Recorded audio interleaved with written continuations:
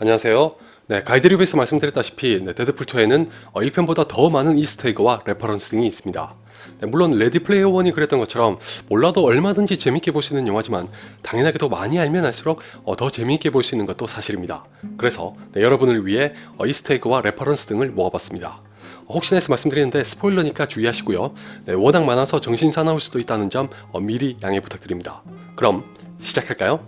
우선 데드풀2에 삽입됐거나 언급됐던 영화들부터 시작하려고 하는데 가장 먼저 소개할 영화가 뭔지는 다들 아시죠?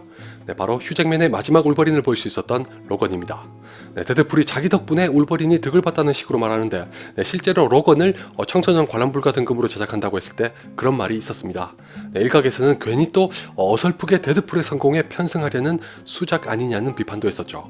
제 기억이 맞다면 로건의 감독이 아니라고 직접 밝혔습니다. 처음에 기획했을 때부터 청소년 관람 불가 등급을 생각했기 때문에 데드풀과는 상관이 없다고 했던 걸로 기억합니다. 이 장면은 데드풀2에서 장난감으로 재현된 걸 볼 수 있었습니다. 울버린이 죽었으니 자기도 죽을 거라고 하면서 복사했으나 잘도 살아남았죠. 이후에도 울버린은 몇 번 등장합니다. 러셀을 막기 위해 출동했을 때는 혼자 있던 아이를 만나는데 그 아이가 먹고 있던 시리얼의 박스에 울버린이 있었습니다. 데드풀이 거기에다가 사인을 해주죠. 라이언 레이놀즈라고. 또한 모두를 빵 터지게 했던 쿠키 영상에서는 엑스맨 탄생 울버린의 한 장면이 나왔습니다. 아시다시피 데드풀의 흑역사로 남은 영화죠. 눈치채신 분들이 계실 것 같은데 그 장면은 새로 촬영한 게 아니라 그냥 원래 있던 영화의 장면을 갖고 와서 편집한 겁니다. 휴잭맨도 재미있겠다면서 자신의 얼굴을 사용할 수 있도록 흔쾌히 허락했다고 하네요. 어쩌면 그 장면 때문에 울버린과 데드풀이 함께 나오는 영화를 또다시 기대하시는 분들이 계실 거고 라이언 레이놀즈도 불과 1, 2주 전에 여전히 포기하지 않았다는 말을 했으나 그 이후에 휴잭맨이 재차 사양했습니다. 저도 간절히 바라는 거지만 쉽지 않겠네요. 앞에서 말씀드린 장면의 꼬마를 연기한 배우는 루크 로이슬러인데 작년에 시즌 1을 방영했던 엑스맨 시리즈의 스피노프 드라마인 리전에서 리전의 아역을 연기하기도 했습니다. 데드풀과 엑스맨 시리즈를 연결하기 위한 노림수는 아닌 것 같지만 재미있는 캐스팅이네요. 쿠키 영상 외에도 데드풀2가 엑스맨 탄생 울버린의 다른 장면을 패러디한 걸 일찌감치 볼 수 있었습니다. 예고편에서부터 나왔던 건데 케이블이 총을 쏘자 데드풀이 칼로 막으려는 장면입니다. 엑스맨 탄생 울버린에서는 멋지게 다 막아냈지만 데드풀2에서는 나이를 먹어서 예전 같지 않다면서 일부는 몸으로 막아냈습니다. 라이언 레이놀즈의 흑역사이자 DC의 흑역사 중 하나인 그린 랜턴도 쿠키 영상에 등장했습니다. 시나리오를 본 라이언 레이놀즈가 드디어 영화로 만들어 큰 물에서 놀 수 있게 됐다고 하면서 기쁜 얼굴을 하고 있는데 데드풀이 총으로 쏴서 죽여버리죠. 최근 한 인터뷰에서 라이언 레이놀즈는 그린 랜턴의 최종 버전을 보지 않았다고 했습니다. 단 그 영화가 싫어서 안 본 건 아니라고 밝혔으니 오해는 없으셨으면 합니다. 데드풀이 그린 랜턴을 가지고 하는 농담도 그냥 재미라고 하네요. 데드풀2도 1편처럼 재치 넘치는 오프닝 크레딧을 보여줬습니다. 하나 다른 게 있다면 이번에는 저 유명한 007의 오프닝 크레딧을 패러디했다는 거죠. 그 장면에서 나오던 노래는 셀린 디옹이 부른 애쉬즈입니다. 참고로 셀린 디옹과 라이언 레이놀즈 그리고 데드풀까지 모두 캐나다 사람입니다. 1편 못지않게 똘끼가 넘치던 오프닝 크레딧 중에 감독을 존 윅에서 강아지를 죽인 사람이라고 표현했는데 영화를 보신 분들은 아시겠지만 사실입니다. 물론 감독이 진짜 강아지를 죽였다는 건 아니고 존 윅의 초반부에 악당들이 강아지를 죽이면서 엄청난 사단이 벌어지기 시작합니다. 데드풀은 데드풀2가 가족 영화라고 하면서 좋은 과장 영화는 비극적으로 시작한다고 했었나 어둡게 시작한다고 했었나 아무튼 그 비슷한 얘기를 하면서 밤비와 라이언 킹 그리고 소우 7편을 예로 듭니다. 실제로 밤비에서는 엄마가 죽고 라이언 킹에서는 아빠가 죽는데 소우 7편은 거기에 왜 낀 건지 모르겠습니다. 영화 중간에는 잘 나가던 배우 출신 감독인 멜 깁슨이 연출한 두 번째 영화이자 예수의 순환을 담으면서 몇 가지 논란을 일으켰던 패션 오브 크라이스트에 대한 언급이 잠시 등장합니다.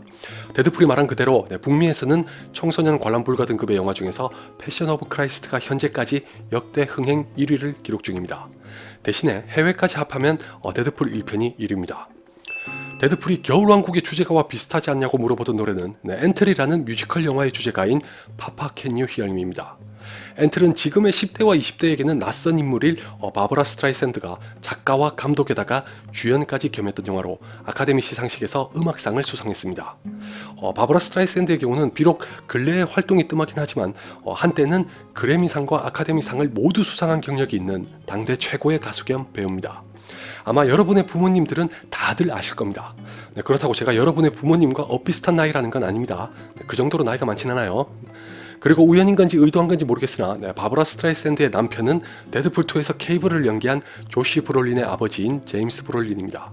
이름만 들으셔도 아시겠지만 조시 브롤린의 친어머니는 아니고 두 사람 다 재혼입니다.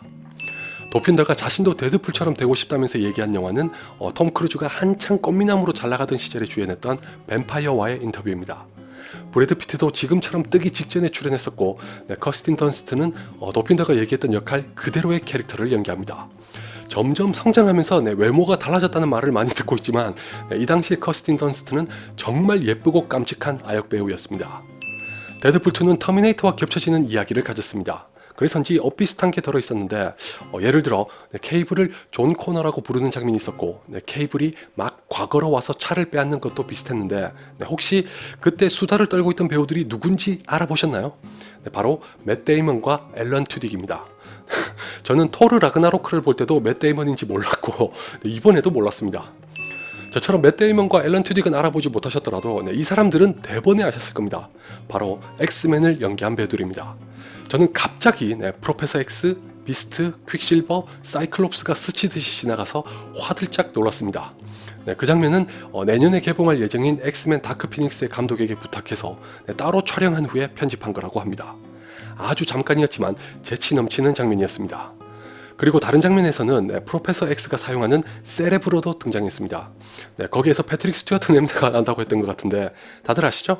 패트릭 스튜어트는 제임스 맥어보이 이전에 프로페서 X를 연기했던 배우입니다. 카메오 하면 스탠리를 빼놓을 수 없지만 안타깝게도 근래에 건강이 급격하게 악화됐었기 때문인지 직접 출연하진 않았습니다.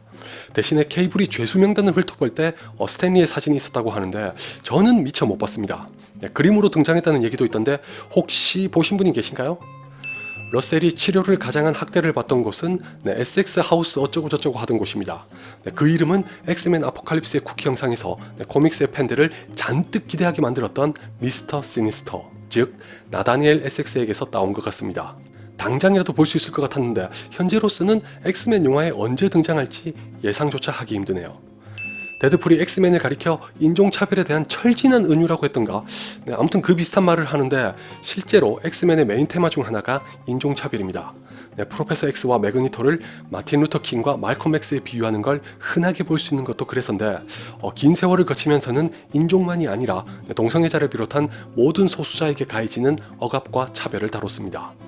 브라이언 싱어의 엑스맨 영화가 호평을 받는 것도 그런 이유가 아닐까 하는 얘기가 있습니다. 비록 지금은 여러 건의 성추문 때문에 입지가 상당히 곤란해진 감독이지만요. 가이드립에서 데이빗 보이 얘기를 했었죠. 데드풀이 조지 마이클은 죽었지만 데이빗 보이는 살았으니 다행이라고 하는데 사실 데이빗 보이도 2016년에 사망했습니다. 이 얘기를 도핀더가 하려다가 위즐이 눈치를 줘서 그냥 넘어갔죠.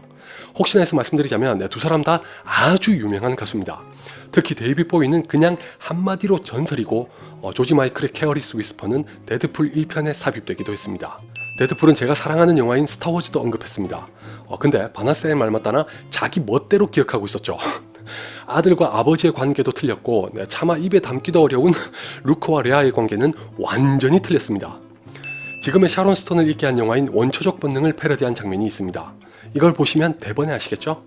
이 당시만 해도 파격적으로 야하다고 해서 국내외에서 엄청난 주목을 받았던 영화입니다. 덩달아서 샤론 스톤도 스타로 거듭났으나 이 영화에서의 이미지 탓인지 연기력이 나쁘지 않은데도 제대로 된 후속작 하나 없이 묻혀버렸습니다. 참고로 원초적 본능의 촬영 감독은 나중에 스피드를 통해 감독으로 데뷔하는 얀 드봉입니다. 콜로서스가 러셀에게 하는 대사는 영화에서도 나왔다시피 로보캅의 대사를 차용한 겁니다. Come quietly or there will be trouble. 그러고 보니 방금 소개한 원초적 본능과 로보캅은 모두 네덜란드 출신인 폴 버호벤 감독의 영화네요. 로보캅은 2014년에 리메이크되기도 했으나 딱히 좋은 반응을 얻지 못했습니다. 이 영화에서 로보캅을 연기한 배우는 바로 수어사이드 스쿼드에서 릭 플렉으로 나온 조엘 킨네만입니다. 한편 러셀이 학대를 당했다는 걸 알게 된 데드풀이 영웅은 4-5번 어쩌고저쩌고 하면서 늘어놓던 일장 연설은 1편에서 콜로서스가 데드풀에게 했던 말입니다. 악당을 죽이지 않고 훈훈하게 마무리하려고 그랬지만 결국 끝은 이랬죠. Why?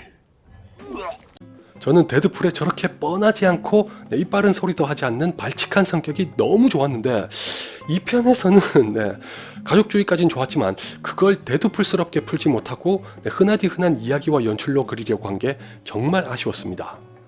케이블이 미래에서 왔다는 걸 알게 되자 데드풀이 샤크스톰은 몇 편까지 나왔냐고 물었던 걸 기억하시나요?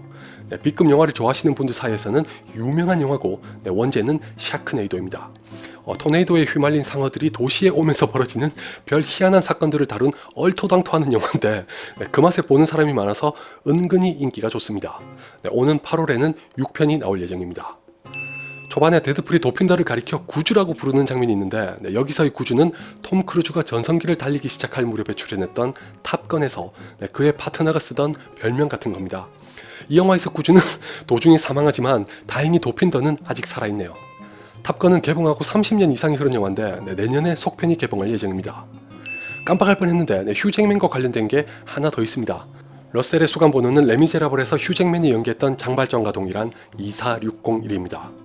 데드풀과 러셀이 잡힌 후에 갇혔던 아이스박스는 코믹스에서 이를테면 캐나다 버전의 레프트 같은 곳이라고 합니다.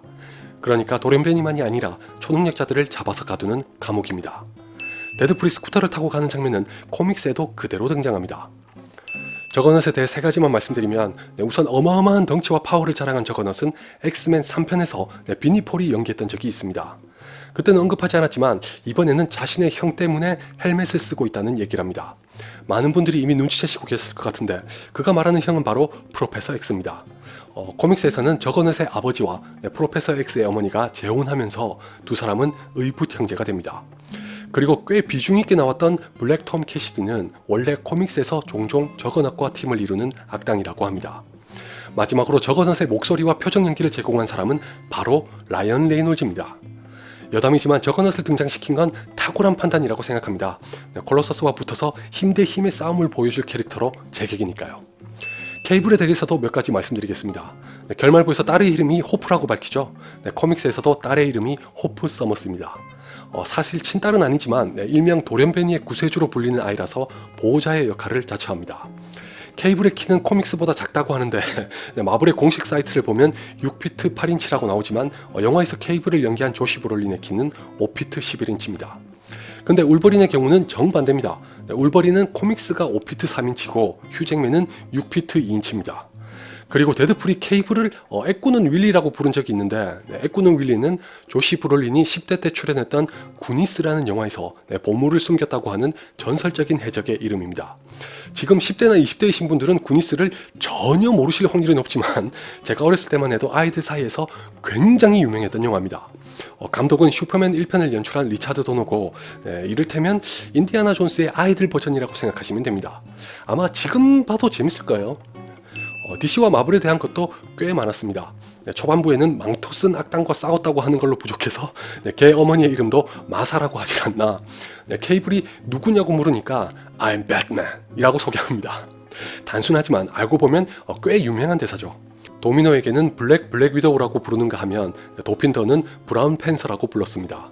심지어 케이블에게는 대놓고 타노스라고 하더니 나중에는 DC에서 온 거 아니냐고 질문했죠. 자신의 능력을 상실했을 때는 활과 화살만 주면 영락없는 호카이라고 했으며 저거넛을 진정시킬 때는 어벤져스 에이지 오브 울트론에서 블랙 위도우가 헐크에게 했던 말을 따라했습니다. 전혀 통하지 않았던 게 문제지만 그리고 케이블에게는 윈터 솔저의 팔을 가지고 있다는 말을 했던 걸로 기억합니다.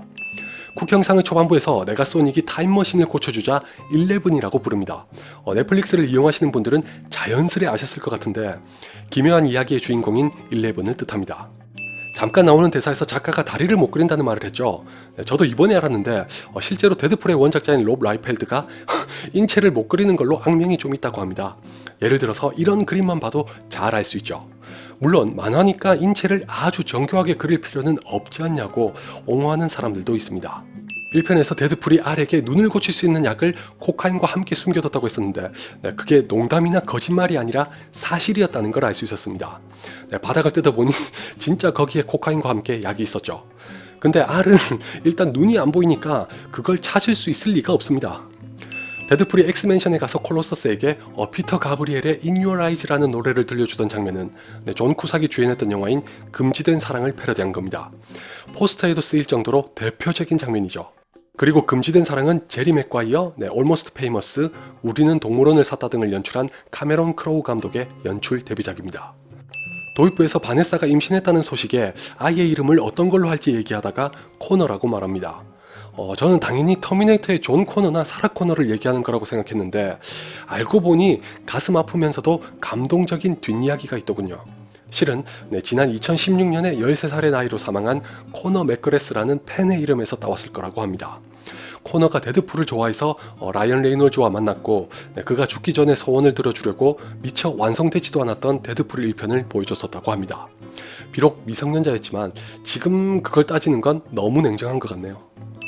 러셀에 대해 보도하던 TV 뉴스 장면에서 밑에 흘러가던 자막을 보면 크리스토퍼 플러머가 데드풀2에 출연하는 걸 거절했다는 소식이 나옵니다. 이건 예고편을 보고해서 말씀드렸던 것과 관련이 있습니다. 위즈를 연기한 TJ 밀러가 대학생 시절에 성추문이 제기되면서 배우를 교체해야 한다는 걸로 말이 많았다고 했었던 거 기억하시죠? 크리스토퍼 플러머는 케빈 스페이시가 성추문으로 난리가 났을 때 리들리 스콧이 연출한 올더머니에서 그를 대체하고 모든 분량을 재촬영했던 배우입니다. 왜 뉴스의 자막이 그런 내용이었는지 이제 이해하시죠? 데드풀이 엑스맨 멤버를 찾을 때였나 비둘기 날개가 어쩌고 저쩌고 했던 적이 있습니다.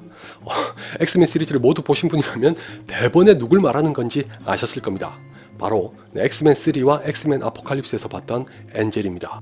이제 드디어 가이드리뷰에서 말씀드렸던 뒤통수 한번 거하게 맞으면서 제가 박장대소했던 장면을 말할 차례입니다. 어떤 건지는 다 아시죠? 엑스포스가 적진에 쳐들어가기도 전에 죄다 몰살되던 장면입니다. 아니 진짜 다른 영화 있으면 미칠 듯이 화를 냈을 텐데 데드풀이니까 박수 치면서 육성으로 터졌습니다. 안 그래도 예고편을 보고 해서 이상하다 싶었거든요. 분명 멤버들이 누군지 그쯤에서 정보를 공개할 법도 한데 전혀 나온 게 없길래 너무 철저하게 숨긴다 했더니 이래서 일부러 말을 안 했던 모양입니다. 완전 제대로 뒤통수 맞았죠. 감독의 말로는 처음부터 데드풀의 눈으로 관객에게 엿먹일 작정이었다고 합니다. 설상가상 작가들은 극장에 제공하는 포스터와 스탠디에 엑스포스 멤버를 넣으려다가 아무래도 그건 너무 심해서 관객들이 영화를 보고 빡칠 것 같아서 관뒀다고 합니다. 실제로 그랬을 것 같지 않나요? 예고편에 엑스포스가 등장하는 장면 중 일부는 배우들을 따로 불러다가 일부러 다시 촬영한 거라고 합니다. 마블도 그렇고 폭스도 그렇고 이젠 예고편을 있는 그대로 믿을 수가 없네요. 근데 엑스포스가 그렇게 등장하자마자 죽는 건 코믹스에도 비슷한 게 있긴 합니다. 엑스포스 116화에서 젊은 도련팬님들이 대거 합류하는데 그들 중 거의 대부분이 다 죽으면서 끝나기 때문에 아마 영화도 거기에서 착안한 게 아닐까 하는 얘기가 있습니다. 어쨌든 간에 저는 데드풀2를 보면서 가장 마음에 드는 장면입니다. 참 빼먹을 뻔했는데 거기서 마지막에 살아남을 줄 알았던 베니셔를 연기한 배우는 바로 브래드 피트입니다. 원래 케이블을 연기할 후보 중 한 명이었다가 스케줄 문제로 포기하면서 카메오로 잠시 출연했습니다. 보셨다시피 투명인간이라서 실제로 모습이 보이는 건 마지막에 몇 초가 전부라 카메오로 출연하기 딱이죠. 끝으로 노래 몇 곡을 소개하면서 마치겠습니다. 먼저 제 기억이 맞다면 덥스텝이 어쩌고 할 때 나왔던 것 같은데 그 유명한 스크릴렉스의 방가랑입니다. 제가 클럽을 안 다녀서 이런 종류의 음악을 거의 안 듣지만 방가랑은 듣자마자 반했던 곡입니다. 라이언 레이놀즈가 뜬금없이 복면가왕에 나와서 불렀던 투모로우도 데드풀2에서 들을 수 있었습니다. 뮤지컬로 시작해서 영화로도 만들어진 애니를 대표하는 노래죠. 영화의 경우는 2014년에 흑인 버전으로 리메이크 됐었지만 반응이 썩 좋진 않았습니다. 에어 서플라이의 All Out Love는 예고편에서부터 들을 수 있었고 가디언즈 오브 갤럭시로 더더욱 유명해진 루퍼트 홈스의 Escape, 일명 피냐콜라다 송도 잠시 나왔습니다. 그리고 엑스포스가 비행기에 있을 때 흘러나오던 노래는 호주의 전설적인 록밴드인 AC/DC의 썬더스트럭입니다. 한 가지 재미있는 건 아이언맨 2의 도입부에서 비행기에 있던 아이언맨이 뛰어내릴 때 나오던 노래가 바로 AC/DC의 슈트 3라는 겁니다. 일부러 노린 건지 어떤지는 모르겠지만 썬더스트럭도 아이언맨2의 사운드 트랙 앨범에 수록되긴 했는데 영화에서는 들을 수 없었습니다. 그 노래를 마치 데드풀2가 재활용이라도 한 것 같네요. 자, 제가 말씀드릴 수 있는 데드풀2의 이스터에그와 레퍼런스 등등은 여기까지입니다. 워낙 많아서 분명 놓친 것도 있을 거고 찾지 못한 것도 있겠지만 해외 사이트까지 참고해서 최대한 많이 넣었습니다. 나머지는 여러분의 몫으로 남겨두기로 하면서 이만 물러가겠습니다.